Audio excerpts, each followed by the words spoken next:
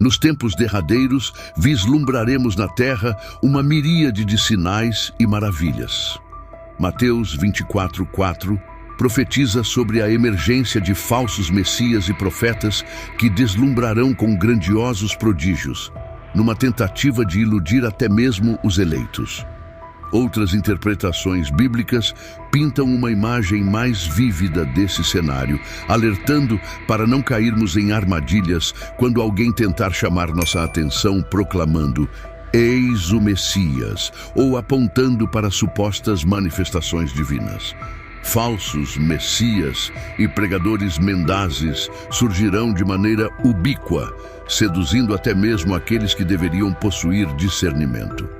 Entretanto, a advertência é clara. Jesus preveniu que múltiplos falsos cristos e profetas surgirão, e muitos ganharão notoriedade por meio de impressionantes sinais e maravilhas. O alerta é dirigido até aos eleitos, sugerindo que mesmo os cristãos robustos estão em risco de serem ludibriados caso não estejam vigilantes.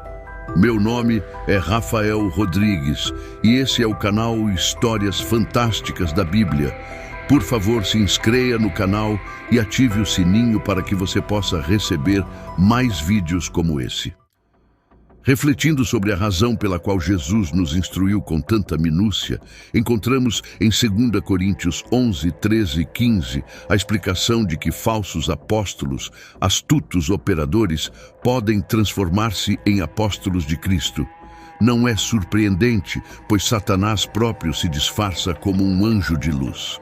Assim, não é extraordinário que seus ministros também se disfarcem como ministros de justiça, cujo destino será determinado por suas ações.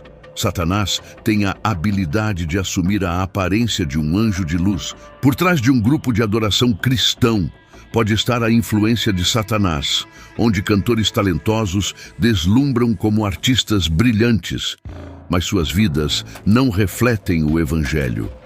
Comportamentos pecaminosos são modelados como aceitáveis perante Deus. Satanás pode abrir portas que aparentam ser bênçãos, mas são prejudiciais. Oferece fama, dinheiro, status ou desejos mundanos, mas o custo é a alma. Satanás pode introduzir pessoas em sua vida com más intenções, semelhante ao que Délila fez com Sansão.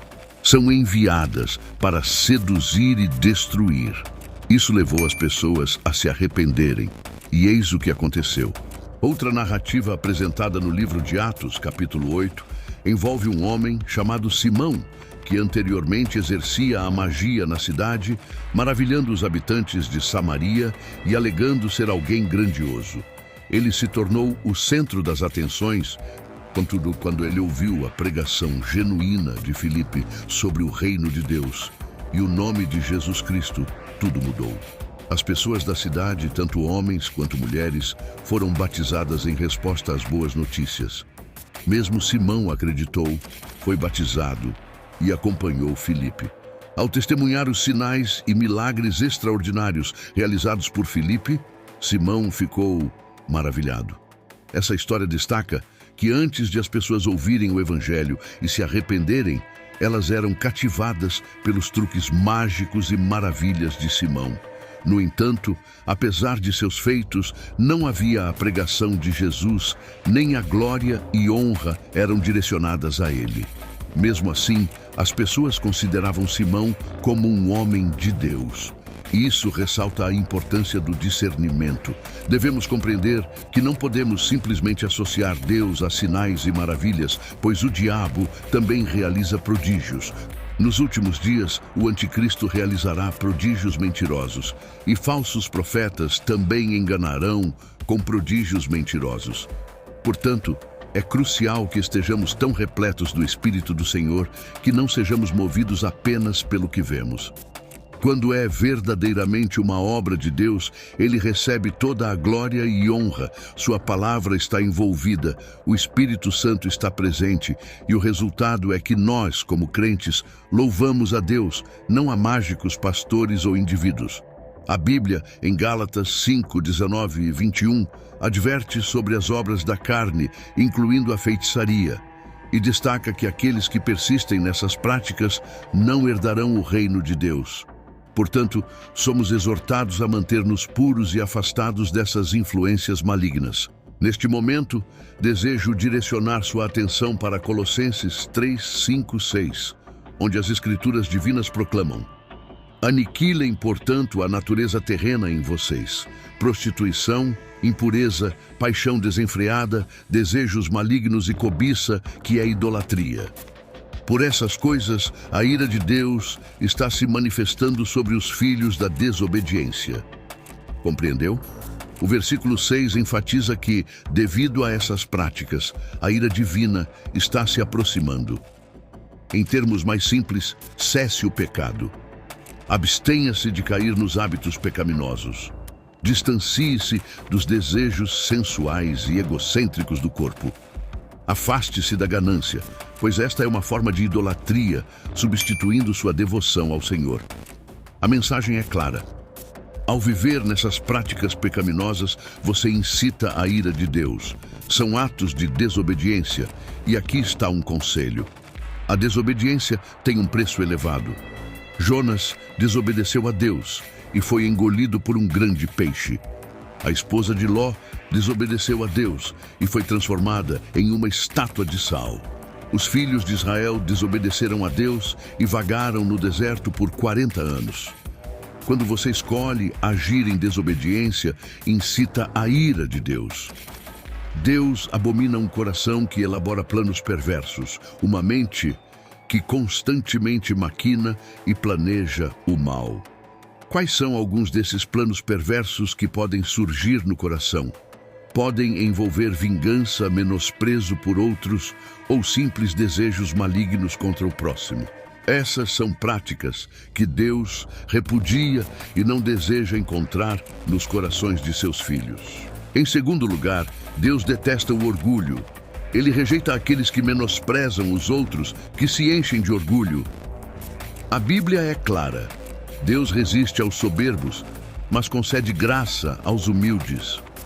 Um olhar altivo é aquele que coloca a vontade pessoal acima da vontade divina. Vale ressaltar que foi o pecado do orgulho que levou Lúcifer a ser expulso do céu, um pecado que Deus não tolera. Portanto, é imperativo que nossos corações nunca se encham de orgulho, mas permaneçam humildes. A Bíblia também declara que Deus detesta uma testemunha falsa que profere mentiras, até mesmo meias verdades.